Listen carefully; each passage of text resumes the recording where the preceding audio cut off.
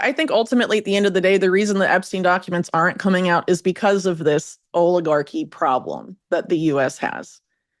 So whether it's because there's blackmail on Trump or because the powers that are behind him are implicated in some way or some of his friends are implicated in some way, those are all possibilities. It's hard to know which one it really is. But ultimately, yeah, this is Epstein is one of those scandals where if you pull on the thread enough, you're left with looking at the power structure that actually runs not just the U.S. but other countries as well, because of how U.S. empire projects its power abroad, right? And how it manipulates the policies of other countries. So, if this is the structure that's running U.S. empire, it's running most of the world. When you step back and look at the Epstein case for what it really is, it stops being just another scandal and starts revealing the machinery that runs this country and much of the world. This isn't just about a single man's crimes or some seedy island in the Caribbean. It's about a network, an entrenched system of power that hides behind political parties, billion-dollar corporations, intelligence agencies, and media narratives. They control what gets investigated, what gets buried, and what the public is allowed to know. And once you start seeing that machine in motion, it becomes impossible to unsee. Whitney Webb has made a career out of following those hidden gears and exposing what lies beneath the official stories. Her research into Epstein is more than just the story of one predator. It's the story of a structure that reaches into the highest offices in America and far beyond. She doesn't shy away from asking whether some of the same forces backing President Trump may also be tied, in ways most of us would rather not imagine, to this same dark web of influence. That doesn't mean Trump is one of them. Far from it. It means he's surrounded by powerful backers, some of whom may have deep ties to the very corruption he's been fighting to dismantle. And that, according to Webb, is why the system is so determined to control the narrative before the public starts pulling too hard on the wrong thread. Because the truth here is bigger than left or right. This so-called higher power doesn't pledge loyalty to America, to the Constitution, or to any political party. Its loyalty is to itself, its money, its control, its survival. It operates above elections, above the law, above any kind of accountability. And when someone in power, even a sitting president, gets too close to upsetting the balance, this machine closes ranks. They'll protect their own, take out threats quietly, and use scandals like Epstein's not to bring justice, but to strike down anyone who gets in their way. So as we dig into Webb's breakdown of what's really happening here, remember this. Every distraction you're fed, every headline that steers your attention away from the real questions, is part of a strategy. A strategy to protect an elite club that never has to answer to the people it rules over.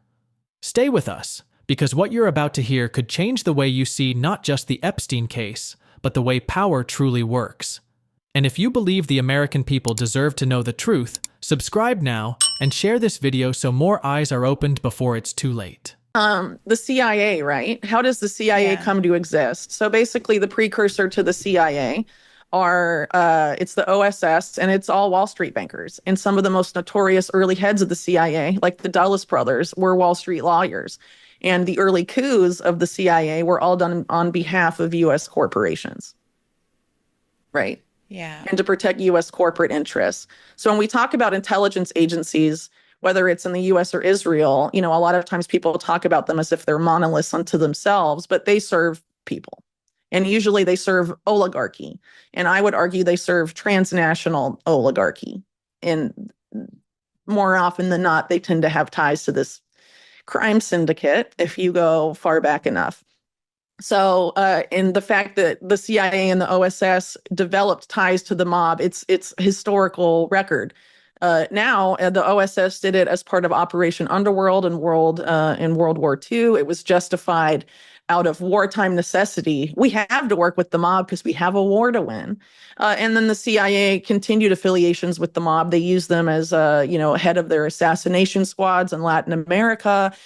Used them to try and get at Castro in Cuba, among other things. But the CIA is more often than not serving the interests of American oligarchy at the end of the day. So I would argue that, and yeah. Well, also, in in Iran too, the overthrow of Mossadegh, it was done on behalf of British and American oil interests. The overthrow of Salvador Allende, Allende was going to nationalize copper. Um, American British mining interests there again. And then, of course, United Fruit Company in Guatemala. And United Fruit Company actually later came into ownership of Max Fisher, and who was Leslie Wexner's business mentor, and has a lot of past affiliations to the CIA beyond the Guatemala coup. I It think was a it's little pretty overwhelming. clear at this point that we have an entrenched oligarchy problem. So if you're talking about electoral politics, maybe you call them the donor class. And the donor class, if you're working with either of the main two parties, corrupts absolutely. And we've seen that time and again. So how much time is really left to continue relying on electoral politics as our only way to fight against this extreme oligarchy that is motivated by putting a boot on our face forever and stealing our money through repeated wealth transfer. Sure. I think ultimately, at the end of the day, the reason the Epstein documents aren't coming out is because of this oligarchy problem that the U.S. has. So whether it's because there's blackmail on Trump or because the powers that are behind him are implicated in some way, or some of his friends are implicated in some way, those are all possibilities. It's hard to know which one it really is. But ultimately, yeah, Epstein is one of those scandals where if you pull on the thread enough, you're left with looking at the power structure that actually runs not just the U.S., but other countries as well, because of how U.S. empire projects its power abroad, right? And how it manipulates the policies of other countries. So, if this is the structure that's running U.S. empire, it's running most of the world, right? What do you make of the House subpoenaing Ghislaine Maxwell to testify? Yeah, so Ghislaine Maxwell thinks her father was murdered by rogue Mossad agents and the Sicilian mafia, and probably doesn't want to end up like him. She's also watched Epstein die in prison and Jean-Luc Brunel die in a French prison, all within a short span of time in relation to the same case. I'm pretty sure Ghislaine Maxwell will do anything to negotiate her release from prison, which she's made very clear she does not like at all. And I think it's fair that the Trump administration would like anything to get their base off their back and avoid releasing documents they don't want to release. So I think given the stakes, it will be very hard for both the Trump administration, and Ghislaine. I think it will be very hard to trust her testimony, frankly, because if someone comes to her from the Trump administration and says, name these names or keep these names out of your mouth, we will commute your sentence, we will reduce your sentence, or we will pardon you. So you think that she's going to lie or only tell a partial truth to continue to protect the people that need to be protected? It's hard to know. I don't know if she necessarily would have to lie. She could just talk about Bill Clinton all day long and take the focus off of Trump. And of course, the Epstein-Bill Clinton relationship is very telling and damning. But of course, mainstream media and a lot of independent media only focus on the Epstein-Clinton relationship after Clinton left office. No one wants to talk about the 17 visits Epstein made to the Clinton White House in the mid-90s, which is really what they should be talking about, because that's the really big Epstein-Clinton scandal, in my opinion. What do we think those meetings were about? Well, I wrote about it in volume 2 of my book. So basically, Epstein was meeting with this guy in the Clinton White House named Mark Middleton. And after the Epstein scandal broke, Mark Middleton was found hanging from a tree with a shotgun blast to the chest, and it was ruled a suicide. And then a court sealed all the forensic records so that they can never be looked at by anyone ever again. And Mark Middleton, in the middle of the 1990s, was a central figure in this scandal that was investigated by Congress, but poorly, I would argue. That is remembered today as Chinagate, but I would argue it's really the second iteration of Iran-Contra, because it's the same network, just teaming up with, the Chinese government, and more specifically, organized crime figures in China based in large, Macau and some places like that. that also incidentally ended up having ties to major Chinese weapon manufacturers and aspects of the Chinese military. It's a very crazy scandal. Chinagate today is remembered as basically illegal campaign contribution scandal affecting Clinton's reelection campaign. It was a lot more than that. A lot of weapons were being in military technology were being transferred from the U.S. to China, apparently by elements of both U.S. and Israeli intelligence. And this actually came out in testimony from U.S. intelligence officials to Congress during the time that Israel was funneling a lot of U.S. military technology to China, and nothing was done about it. And there it is. Proof that when the truth gets too close to the wrong people, the record gets buried so deep it might as well not exist. You just heard Whitney walk through one example after another, and every single one of them follows the same pattern. Someone tied into the network gets caught in the web, and suddenly the evidence is locked away. The investigations stall, and the trail goes cold overnight. We're told it's all handled, but the only thing being handled is the public's perception. Mark Middleton's case isn't some isolated tragedy. It's the kind of message this network sends when the wrong connections risk becoming public. The very fact that weapons technology could be funneled to a foreign military with the blessing, or at least the blind eye, of parts of our own intelligence community should shake everyone to their core. Think about it. While everyday Americans are told to rally around national security, the same agencies are handing over our crown jewels and backroom deals that benefit the same ruling class, no matter the flag they fly. And remember, this is the real point Whitney is making. The same hands that cut those deals are the ones pulling the strings in Washington, London, Tel Aviv, Beijing. It's one machine, operating above the law, above party lines, and above the president himself. That's why scandals like Epstein's never truly break open, because doing so would rip the curtain back on how this machine actually runs the world. Let's get back to Whitney's video. Crazy. But on the other end, China was illegally smuggling weapons into California, specifically the same areas that, if you were familiar with Gary Webb's reporting, where the CIA was basically creating the crack epidemic of that era, and all these cheap weapons were appearing. So if you look at some of the, I think the CIA director under Clinton, John Deutsch, went and made this appearance in LA or somewhere in California, and it was about the allegations of Gary Webb's reporting. But there's a woman that stands up and she's like, "Where are all the guns coming from?" They were coming from this Chinagate network, essentially. And so one of the main guys in that is Mark Middleton. And that's who Epstein was meeting with. And Epstein had just taken over with Wexner, the main airline involved in Iran-Contra previously, that was caught funneling drugs and supplies to the Contras. And all of this stuff is part of the Iran-Contra scandal, Southern Air Transport, which was previously owned by the CIA.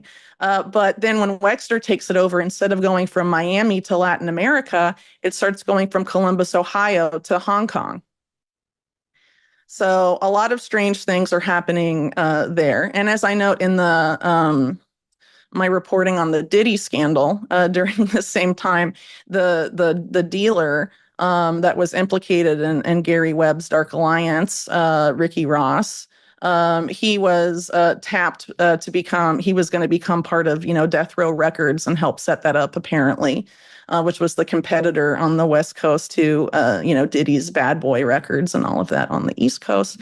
And that basically, there were these allegations that the music industry had become tied up with the private prison industry, and that there were efforts to promote violent music as a way to culturally engineer drug use and drug dealing and, glorify this, gangster lifestyle to African American youth, particularly in these areas at the time. So to fill up private prisons. And if you look at the overlap, the Music Corporation of America, MCA, then owned by or run by Lew Wasserman, had ties to the CIA, had ties to the Promise Software scandal, where they were intimately tied up with Wackenhut, which I believe is now Geo Group and one of the biggest private prison companies in the US, and these are all tied to this same network involving Iran-Contra and all of that, as I detail in my book. So I think if people actually interrogated the Epstein-Clinton relationship, and particularly that information in Mark Middleton, this would absolutely explode. But Republicans won't touch that aspect of the Epstein-Clinton relationship with a 10-foot pole, even though it would give them a lot of opportunity to point out how criminal the Clinton family is. They won't touch it because both parties were absolutely implicated in all of that stuff, because it was really a continuation of Reagan-Bush stuff. And in a lot of ways, Clinton really basically was the continuation of the Reagan-Bush era, just pretending that he was a Democrat. Are you ever sort of worried about drawing attention for the kind of research and reporting that you do? No. Well, I also don't live in the US, so, That's I guess that helps. But I basically have made it a point to not work with whistleblowers or anyone whose safety I can't guarantee. That I just use stuff that is publicly available, and put it together and collate it and compile it for people to read. And I don't really know what to say to that, but personally, I think that if we continue to let these people run the world, things will not be good for me anyway, and it won't be really good for anyone anyway. Yeah. Because yeah. So ultimately, I think people need to be informed that we have a power structure that operates largely unseen. And we tend to be a lot of times distracted and putting all of our energy and attention to electoral politics instead of talking about how do we extricate ourselves from the oligarchs and their economic system that is not benefiting us at all and is propagating wars and genocides around the world. How do we stop that? How do we not support that? And I think the solutions really are local. It's about local cooperation and cooperatives and developing parallel economic structures. So we're not participating in that if we don't want to.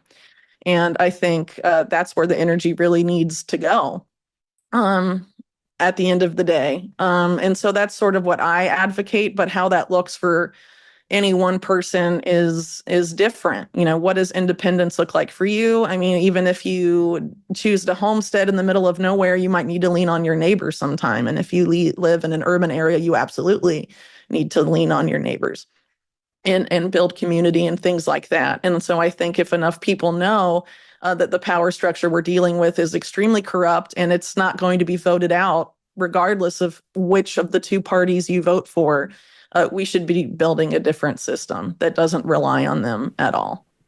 By the time you've pieced it all together, you start to see the ugly truth. This network doesn't just influence politics. It writes the rules, decides which scandals see the light of day, and determines whose careers survive and whose end in disgrace, or worse. And it's not a matter of left or right. It's a matter of power protecting power, even if it means undermining the very country they claim to serve. For years, we've been told that justice is a process, that it takes time, that these things are complicated. But how much more time do you give a system that has proven, over and over, it will never expose its own? How many times can the most explosive evidence vanish, the most damning testimony get delayed, before you admit the game is rigged? This is exactly why Whitney's work hits so hard. She's not just laying out the facts, she's mapping the structure. She's showing us that what we've been taught to think of as isolated scandals are really chapters in a single, ongoing operation. And if she's right, then every delay, every redacted page, every conveniently timed suicide is part of the same playbook.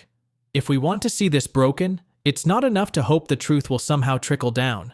We have to be relentless, loud, and unafraid to call this what it is. Because once you stop paying attention, the people who rely on your silence win. So don't let this be just another headline you scroll past. Share this, talk about it, and make sure the next chapter in this story doesn't get buried like the rest. If you haven't already, subscribe so you're here for the next revelation. Because when it drops, you'll want to be the first to connect the dots. Thanks for watching.